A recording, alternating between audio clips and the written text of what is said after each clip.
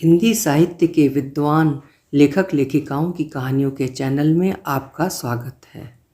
आज सुनिए डॉक्टर विद्या बिंदु सिंह जी की लिखी हुई कहानी एडियही काकी। लोक संस्कृति में रची बसी भारतीय संस्कृति को पहचान देने में निरंतर साधना करने वाली विद्या बिंदु सिंह की कहानियाँ गाँव की संस्कृति बाँचती हैं। उनके कथा साहित्य में नारी विमर्श का एक नया रूप प्रस्तुत होता है। उनके पात्र संघर्षों से जूझते हैं, आग में तपकर स्वयं को सोने सा निखारते हैं। वे केवल अपने लिए नहीं जीते, समाज का ऋण चुकाते हुए जीते हैं और स्वयं को एक ऐसी आभा देते हैं कि उनकी आभा में लोग मार्ग पा सकें। तो शुरू करते हैं डॉक्टर विद्या बिंदु सिंह की लिखी हुई कहानी एडियही काकी। एडियही काकी निकल पड़ी हैं, हमें देर हो रही है, कहते हुए बच्चे जल्दी जल्दी बस्ता उठाकर चलने लगे। मुझे उनका संबोधन अनोखा लगा और मैंने देखा खेत की पतली मेड़ से साइकिल चलाती सीधे पल्ले की साड़ी पहने सिर ढके एक बहू जा रही है। तो भाई से पूछ लिया, कौन है ये, इतने सवेरे सवेरे कहाँ जा रही है और बच्चे उसे क्या कह रहे हैं? क्या बच्चे उसके पास जा रहे हैं? वो उनकी अध्यापिका है। भाई ने दुखी स्वर में उत्तर दिया, लंबरदार काका की बहू विमला है, अपने दुर्भाग्य से जूझ रही है। गांव के कुछ लोगों ने उसे इनाम दिया तो बच्चे भी सुनकर सीख गए। मना करने पर भी बच्चों की जुबान पर इनाम चढ़ गया है। ये एड्स की मरीज है, ये अध्यापिका नहीं है। बच्चे इसके समय की पाबंदी जानते हैं, इसलिए अपने स्कूल जाने का समय इससे जोड़ते हैं। पास में बैठे सभी लोगों ने उसके साहस और धैर्य के बारे में जो भी बताया वो सचमुच सराहनीय था। उसके पति की एड्स की बीमारी के कारण मृत्यु हो चुकी थी और वो स्वयं एड्स की बीमारी से जूझ रही थी। उसकी करुण कहानी सुनकर दुख हुआ। विमला का पति अहमदाबाद में नौकरी कर रहा था, वहाँ उसे एड्स की बीमारी हुई। उसने अपनी बीमारी के बारे में किसी को भी नहीं बताया और चुपचाप दवाइयाँ खाता रहा। जिसने जो दवा बताई वो खाता रहा और अंतिम समय आ गया तो अस्पताल में भर्ती हुआ। विमला गांव में ही रहकर खेतीबाड़ी संभाल रही थी और अपने 2 बच्चों को पढ़ा रही थी। बीमार ससुर और बूढ़ी सास की सेवा करने वाला भी तो कोई नहीं था, इसलिए वो पति के पास नहीं रह पाती थी। कभी गई भी तो 2-4 दिन के लिए। पति पिछली बार घर आया तो उसे कमज़ोर देखकर उसने पूछा भी कि आपको क्या तकलीफ़ है। उसने अपनी बीमारी के बारे में सही जानकारी नहीं दी। विमला ने गाँव के वैद्य जी को दिखाने की बात कही तो वह वहाँ जाने को तैयार नहीं हुआ। विमला के सद्व्यवहार का पूरा गांव कायल था। वैद्य जी से विमला ने अपनी परेशानी बताई कि राजेंद्र यहाँ आने को तैयार नहीं है, तो वैद्य जी बोले, बहू तू परेशान ना हो, घर जा, मैं भी आ रहा हूँ। वैद्य जी स्वयं आ गए तो राजेंद्र को मजबूर होकर वैद्य जी को दिखाना ही पड़ा।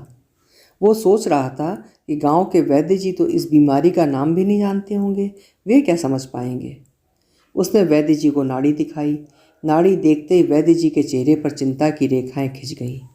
उन्होंने राजेंद्र से प्रश्न पूछने शुरू किए, जिसमें उसकी सारी तकलीफ और लक्षण के बारे में ही अधिकांश प्रश्न थे। राजेंद्र चकित था, ये सब केवल नाड़ी देखकर वो कैसे जान गए वैद्य काका।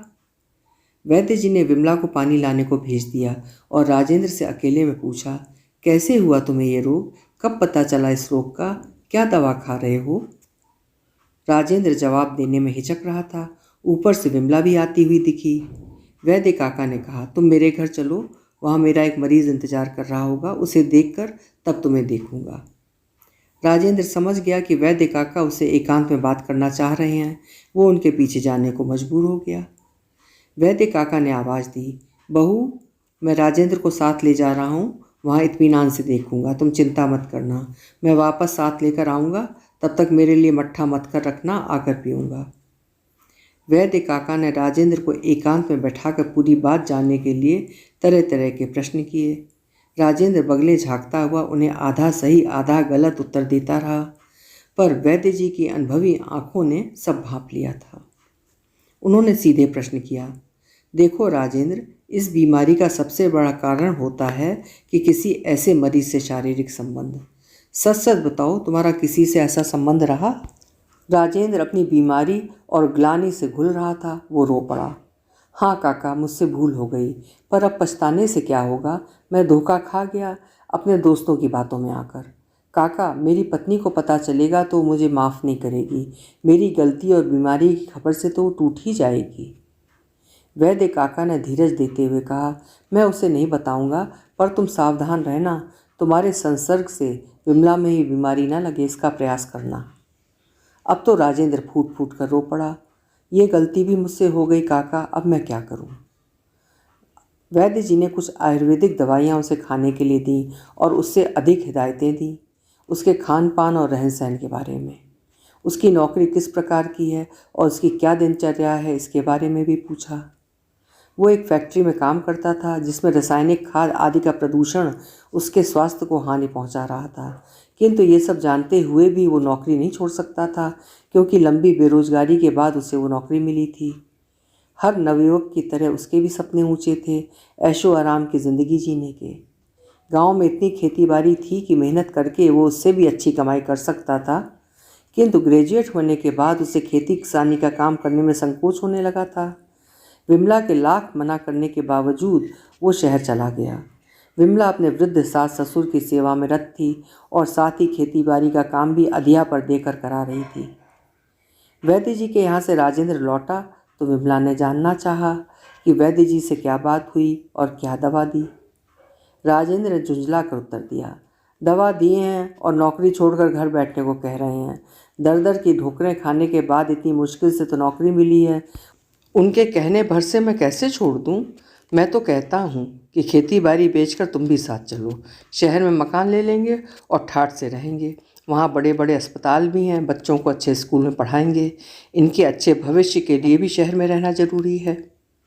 विमला सुनती रही और उसकी बात पूरी होने पर बोली, और अम्मा बाबूजी ये सब बेचने को और शहर जाने को तैयार ना हुए तो क्या करोगे? वो बोला, उन्हें मनाने की जिम्मेदारी तुम्हारी है। तुम तो उनकी लाडली बहू हो, तुम्हारी बात वे नहीं टालेंगे। विमला रात भर सो नहीं सकी। एक ओर बीमार पति के स्वास्थ्य की चिंता थी तो दूसरी ओर वृद्ध सास ससुर की इच्छा के विरुद्ध पति का समर्थन करना उसके लिए कठिन था। वो जानती थी कि माँ बाबूजी पुरखों की विरासत को बेचकर शहर जाने को तैयार नहीं होंगे। फिर भी उसने निश्चय किया कि पूरी बात मांझी को बताना जरूरी है। भोर में उठते वो अपने गृहस्थी के कार्य में रोजी की तरह जुट गई। झाड़ू बुहारी करके बासन मांझ कर रख दिए, स्वयं स्नान किया और पानी भरकर मांझी के स्नान के लिए रखाई। उनके पहनने के कपड़े स्नान घर में रखकर पूजा घर की सफाई की और पूजा के लिए फूल, जल, धूप, दीप, नैवेद्य सब थाली में सजाकर रख दिए। ये उसका रोज का नियम था। माँ जी पूजा से उठती तब तक उनके लिए चाय तैयार हो जाती थी। बाबूजी देर से उठते और नहाते थे। अस्थमा के रोगी थे, उनके लिए गाय का ताज़ा दूध और च्यवनप्राश माँ जी की चाय के साथ ही बाबूजी को भी दे देती थी। आज उसकी सूजी हुई आंखें और चिंतित चेहरा देखकर माँ जी ने पूछा, क्या बात है बहू, राजेंद्र की तबीयत कैसी है? कल वैद्य जी को दिखाने गया था, उन्होंने क्या कहा? उत्तर देते हुए विमला का गला रुंध गया। माँ जी को उसने सारी बातें धीरे धीरे बता दी।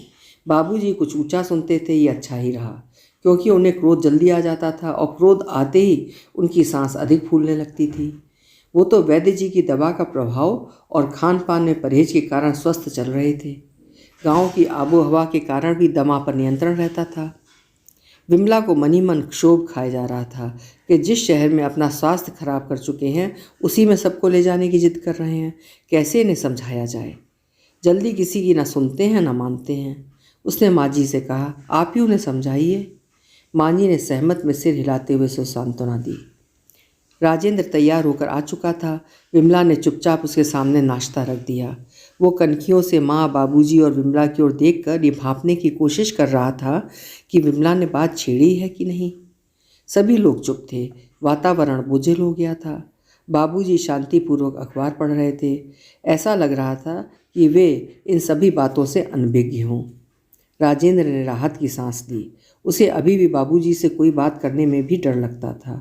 माँ के चेहरे पर उसे चिंता के बादल घिरे दिखाई दे रहे थे। वो नाश्ता करके अपनी कोठरी में आकर लेट गया। विमला पानी और शहद लेकर आई और बोली, वैद्य काका ने दवा भेजी है, खा लीजिए। राजेंद्र उठकर बैठ गया और बोला, क्या हुआ, तुमने माँ से बात की कि नहीं?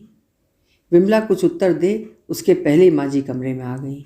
राजेंद्र ने अपने बिस्तर पर माँ के बैठने की जगह बनाते हुए उन्हें अपने पास बैठा लिया। माँ जी ने पूछा, वैद्य जी ने क्या बताया? खाने पीने में कुछ परहेज भी बताया होगा। कुछ दिन लगकर उनकी दवा कर लो, छुट्टी बढ़ाने की अर्जी भेज दो। गांव की आबो हवा और घर के खान पान से तुम्हें आराम मिलेगा। राजेंद्र ने कहा, अम्मा, वहाँ के डॉक्टर की दवा चल रही है, बीच में दूसरी दवा खाने से नुकसान हो सकता है। अम्मा, बाबूजी को भी शहर ले जाके डॉक्टर को दिखाना ठीक रहेगा, कहकर उसने चोर निगाहों से विमला की ओर देखा। माँ जी ने आह भरकर कहा, बेटा, तुम्हारे पिताजी ठीक हैं, शहर के डॉक्टर को दिखाया था पर उनकी दवा से उतना लाभ नहीं हुआ जितना वैद्य जी की दवा से। और बेटा, विमला ने बताया कि तुम गांव छोड़कर शहर में बसना चाहते हो। जैसा चाहो तुम करो, लेकिन मैं और तुम्हारे पिताजी गांव नहीं छोड़ेंगे। वैसे मुझे तो लग रहा है तुम्हें भी शहर रास नहीं आ रहा है। तुम पहले अपनी सेहत सुधार लो, उसके बाद जो चाहो करना। लेकिन राजेंद्र नहीं माना था और शहर लौट गया था। वहाँ जब तबीयत अधिक बिगड़ी तो कंपनी वालों ने उसे अस्पताल में दाखिल करा दिया। राजेंद्र के चले जाने पर विमला परेशान हो उठी। यहाँ परिवार को किसके भरोसे छोड़कर जाए, और न जाए तो राजेंद्र की चिंता उसे खाई जा रही थी। माँ जी ने एक सप्ताह बीतते ही उससे कहा, बहू, तू राजेंद्र के पास चली जा, यहाँ मैं किसी तरह निभा लूँगी, मुझे भी राजेंद्र की बहुत चिंता हो रही है। विमला ने पट्टीदारी की एक देवरानी से माँ जी की मदद करने का अनुरोध किया। उसने कहा, दीदी, आप चिंता न करिए, निश्चिंत होकर जाइए, मैं सब संभाल लूँगी। विमला ने जाने की तैयारी की। 10 दिन बाद का टिकट मिला। यहाँ सब व्यवस्था करके वो अहमदाबाद पहुँची। कमरे पर पहुँचने पर पता चला कि राजेंद्र अस्पताल में है। कंपनी वालों ने विमला को अस्पताल में पहुँचा दिया। वो जी जान से राजेंद्र की सेवा में जुट गई। डॉक्टर दवाइयाँ बदलते जा रहे थे पर कोई भी दवा असर नहीं कर रही थी। राजेंद्र की हालत दिन पर दिन बिगड़ती जा रही थी। 8वें दिन डॉक्टर ने विमला को अलग से बुलाकर कहा, आपके साथ कोई और आया है? उसने नहीं में सिर हिला दिया और पूछा, क्या बात है डॉक्टर साहब, आप मुझे सच सच बताइए, इन्हें क्या हुआ है और इनकी हालत क्यों नहीं सुधर रही है? डॉक्टर ने उसे समझाते हुए कहा, आपके पति को एड्स नामक बीमारी हो गई है जो काफ़ी बढ़ चुकी है। अब इसका इलाज बहुत मुश्किल है। आप चाहें तो इन्हें घर ले जा सकती हैं। कुछ कहा नहीं जा सकता कि इनका जीवन कितने दिन चलेगा। विमला को लगा कि उसके पैर के नीचे की धरती घूम रही है। उसकी आंखों के आगे अंधेरा छा गया। वो गिरने को थी, तभी एक नर्स ने उसे संभाल लिया। उसे बिस्तर पर लिटा दिया गया। उसके रक्तचाप की जांच हुई तो वो काफ़ी बढ़ गया था। उसे देखकर डॉक्टर ने बताया कि वो माँ बनने वाली है। विमला को होश आया तो उसने स्वयं को अस्पताल के बिस्तर पर पड़ा पाया। वो झटके से उठ बैठी। मुझे क्या हो गया था? मेरे पति कहाँ हैं? मुझे उनके पास ले चलिए। राजेंद्र ने उसे नर्स के सहारे आते देखा तो घबरा गया। विमला, तुम्हें क्या हो गया? डॉक्टर ने उत्तर दिया, आपकी पत्नी माँ बनने वाली हैं। इनका रक्तचाप भी बहुत बढ़ा हुआ है। इनकी देखभाल के लिए परिवार के किसी व्यक्ति को बुला लीजिए। आप भी अब घर जा सकते हैं। विमला अवसन्न सी राजेंद्र को देख रही थी और राजेंद्र उसे। विमला को राजेंद्र के जीवन की चिंता थी तो राजेंद्र को वैद्य काका की बात चिंतित कर रही थी। उन्होंने कहा था अपनी पत्नी को अपने संसर्ग से बचाना। पत्नी के साथ उसके गर्भ में पलने वाले बच्चे के लिए भी उसका मन हाहाकार कर उठा। मैंने ये क्या कर दिया? अपने ही हाथों अपना सर्वनाश कर लिया। गांव में रहने वाले अपने दोनों बच्चों और माता पिता के चेहरे भी उसके सामने घूम गए। वो हताश और लुटा सा बैठ गया। विमला ने पति को साथ लेकर घर लौटने की तैयारी की। कंपनी वालों ने उसकी व्यवस्था कर दी। उनके साथ एक सहयोगी को भेजा और बकाया वेतन के साथ 1 महीने का अग्रिम भी दे दिया। विमला ने भरे मन से सबसे विदा ली। गांव पहुंची तो सास ससुर से डॉक्टरों द्वारा जवाब देने वाली बात नहीं बताई। जानती थी सुनकर वे भी हताश होकर बीमार पड़ जाएंगे, लेकिन वैद्य जी को उसने पूरी बात बता दी। वैद्य जी ने कहा, बेटी, मैं इतना आश्वासन दे सकता हूँ कि इनका कष्ट कुछ कम हो जाएगा और जीवन की अवधि कुछ और लंबी हो जाएगी, लेकिन रोग इतना बढ़ गया है कि बचा पाना मुश्किल है। वैसे भगवान पर भरोसा रखो, उनकी कृपा हो तो सब कुछ संभव है। राजेंद्र ने स्वयं अनुभव किया कि वैद्य जी की दवा से उसकी पीड़ा कम हुई है। विमला की सेवा और गांव की आबो हवा, बच्चों और परिवार का साथ, सब कुछ उसे आराम दे रहे थे। राजेंद्र साल भर तक जीवित रहा। इस बीच विमला ने कन्या को जन्म दिया। वैद्य जी की औषधि से जच्चा बच्चा दोनों के जीवन की रक्षा हुई थी। राजेंद्र की मृत्यु के बाद विमला ने बहुत धैर्य और बहादुरी के साथ परिवार की जिम्मेदारी उठाई। बूढ़े सास ससुर की सेवा, बच्चों का पालन पोषण, पढ़ाई, खेती का सारा कार्य वो अकेले संभाल रही है। साथ ही एक अस्पताल में नित्य जाकर एड्स के प्रति लोगों को जागरूक करने का जिम्मा भी इसने उठाया है। बच्चों को स्कूल भेजकर स्वयं वहीं जा रही है। विमला के प्रति पूरे गांव की संवेदना और सद्भावना है, लेकिन उसके लिए बच्चों के मुंह से एडियही शब्द सुनकर मुझे अच्छा नहीं लगा। मैंने कहा, मैं विमला से मिलने जाऊंगी और गांव के बच्चों को समझाऊंगी। मैं विमला के घर गई तो देखा उसका घर पूरे गांव के सभी घरों से ज़्यादा साफ सुथरा है। लंबरदार काका और काकी काफ़ी वृद्ध हो गए थे, नज़र कमज़ोर होने के कारण पहचान नहीं सके। मैंने अपना नाम बताया तो काका रोते हुए कह पड़े, अरे बिटिया, तुम हमारे घर आई, हमारे घर तो लोगों ने आना ही छोड़ दिया है। काकी बोली, हम तुम्हें गले से भी नहीं लगा सकते।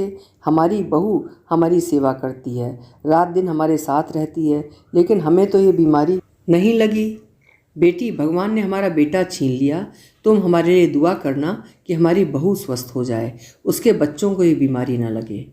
बिटिया, क्या सचमुच छूने से ये बीमारी लग जाती है?